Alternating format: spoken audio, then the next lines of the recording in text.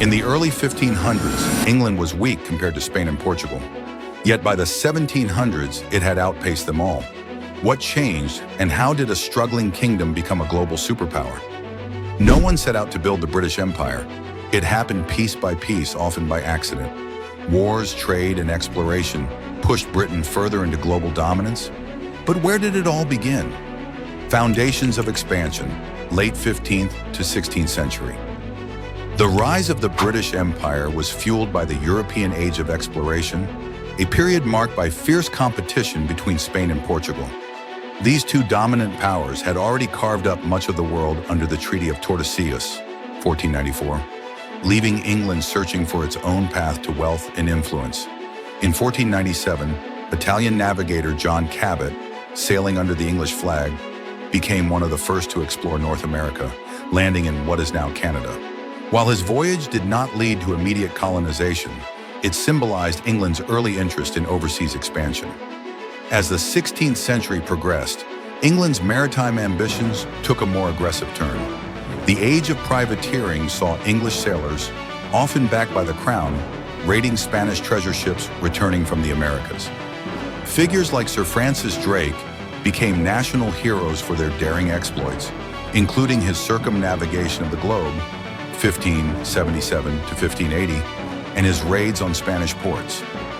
Queen Elizabeth I openly supported these efforts, realizing that naval power was key to challenging Spain's dominance.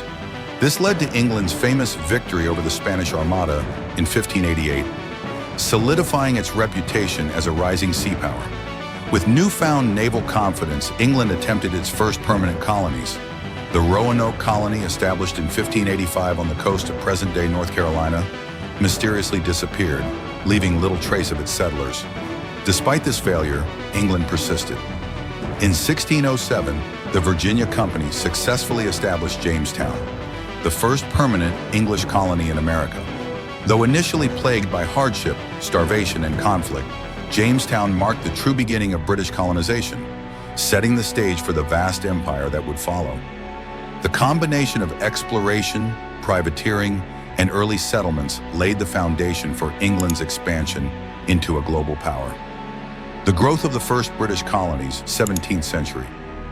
The 17th century was a crucial period in the expansion of the British Empire, as England transitioned from sporadic exploration to establishing permanent colonies. This era saw the growth of British settlements in North America, the Caribbean, and India, each driven by economic ambition, competition with European powers, and the exploitation of labor and resources. North America, the 13 colonies. The English presence in North America expanded rapidly after the founding of Jamestown in 1607, the first successful British settlement. Initially struggling with famine, disease, and conflict with indigenous peoples, the colony eventually prospered through tobacco farming, which became a highly lucrative cash crop. The success of Jamestown encouraged further colonization, leading to the establishment of the 13 colonies, which stretched from New England to the Southern Carolinas and Georgia. Each colony developed distinct economies and governance structures, but all relied on European settlers, indentured servants, and later enslaved Africans to fuel agricultural and commercial growth. However, the British presence in North America was met with resistance from indigenous tribes. Colonists frequently clashed with Native American groups over land, leading to violent confrontations such as the Pequot War, 1636 to 1638, and King Philip's War, 1675 to 1678. These conflicts decimated indigenous populations and strengthened British control. European rivalries also shaped colonial expansion. England faced competition from the Dutch, French, and Spanish, leading to territorial disputes. One significant event was the seizure of New Amsterdam from the Dutch in 1664, renaming it New York.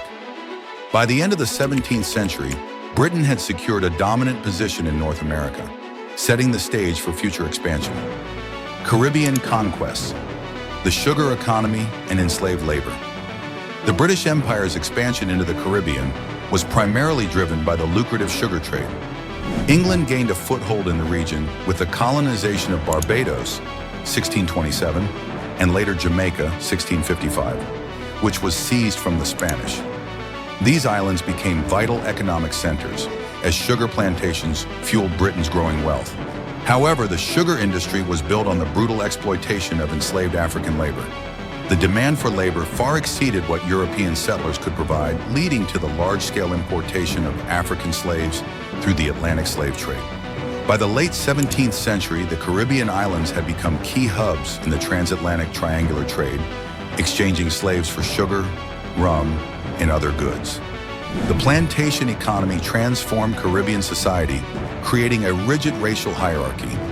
White landowners controlled vast estates, while enslaved Africans faced extreme cruelty and inhumane conditions. Rebellions, such as the First Maroon War in Jamaica, demonstrated the resistance of enslaved communities. But the system remained deeply entrenched. The economic success of the Caribbean colonies helped finance Britain's global expansion.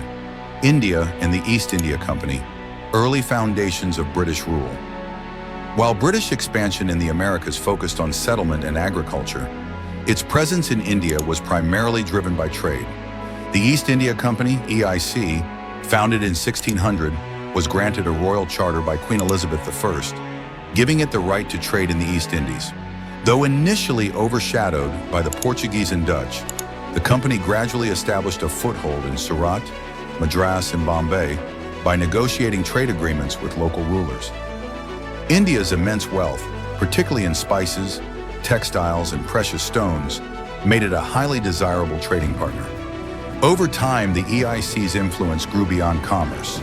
It built fortified trading posts, recruited local soldiers, sepoys, and engaged in diplomacy and conflict with Indian rulers. British merchants leveraged India's political fragmentation to expand their reach, often playing rival kingdoms against each other.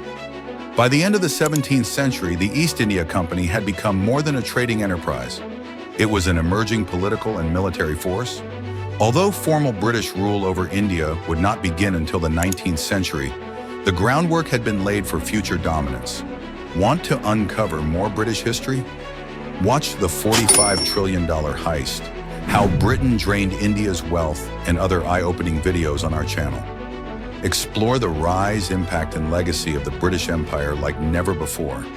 Subscribe now and keep discovering the truth behind history's biggest empires.